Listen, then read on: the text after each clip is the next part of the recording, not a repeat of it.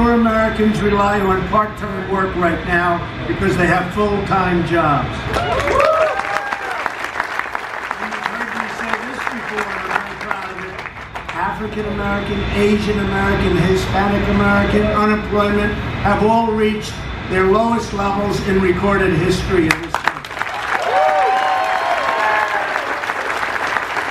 Wages are growing, and they are growing at the fastest rate for, this is something so wonderful, for blue-collar workers. Biggest percentage income, blue-collar workers.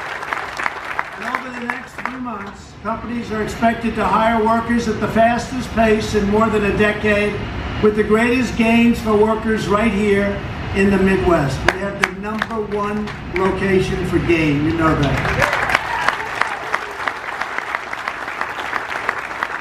Past administrations did nothing while the farm income declined.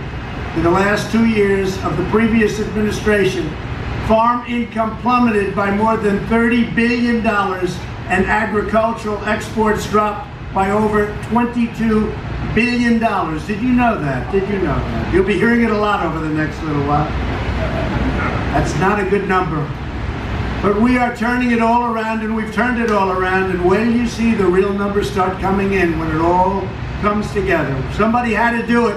You knew we had to do it. We couldn't take it any longer. Nations all over the world were ripping off the United States like never ever before. Whether it's China or so many others that I won't mention, including our allies. Sometimes our allies did a better job of it than the enemies. But we're changing it all around, and you see it already. And you see it by the kind of numbers that I'm talking about. By the end of this year, farm incomes are projected to rise by more than $10 billion from the day I was elected. And under my administration, we will always protect and defend our great American patriot farmer.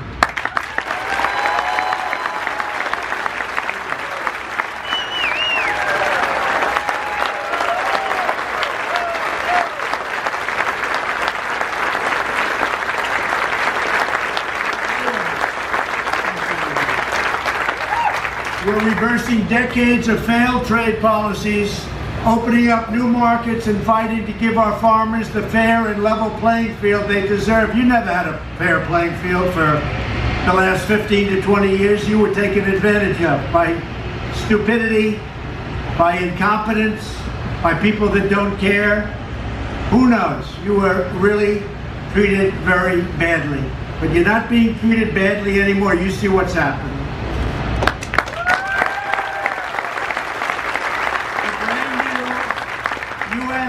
Mexico-Canada agreement, the USMCA, will replace NAFTA, one of the worst deals ever made by any country on trade, and expand market access for American agricultural products, and very, very substantially.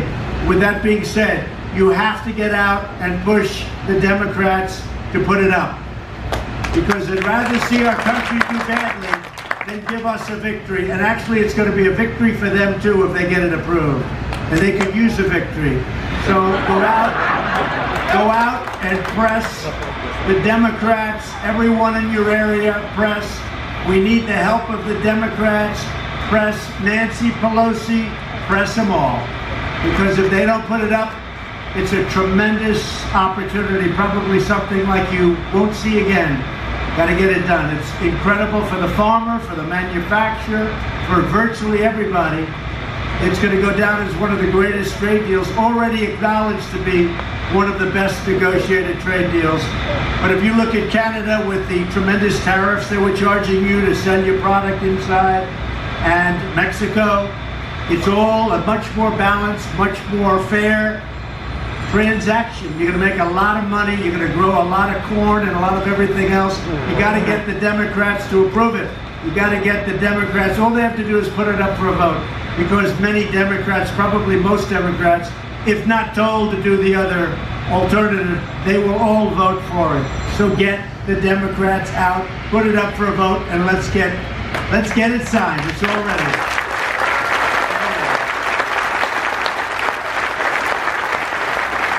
You want to say USMCA ends unfair trade barriers for American dairy farmers, wheat producers, egg producers, and wine growers, and it will ensure robust market access for American exports of corn, beef, pork, poultry, and many other farm products from coast to coast. It's a winner. And we just wanted to do pretty much the opposite. How bad was NAFTA, what they did to you with NAFTA? And that's why for 15 years you've been going that and other reasons. That's why the farmer's been hurt so badly over a 15-year period. This deal is amazing for our farmers, and I'm proud to announce that nearly 1,000 farm groups have already endorsed it this morning, and the biggest groups.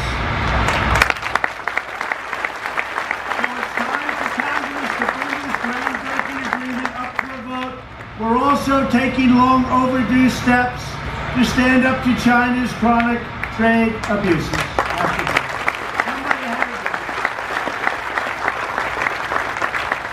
They've been taking out of our country for many years, $500 billion, with a B, $billion a year, and somebody had to say no more.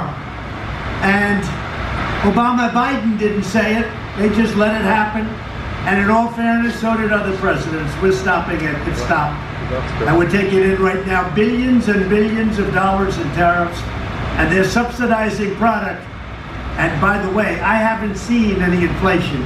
We are taking in billions, and out of those billions that we're taking in tariffs, we gave the farmer $16 billion because that was the highest amount that China had ever used to purchase your product. 16 billion. So we took it right out of the tariffs that we're getting from China. And Sonny Perdue, you're going to be distributing that to all of the farmers over the next.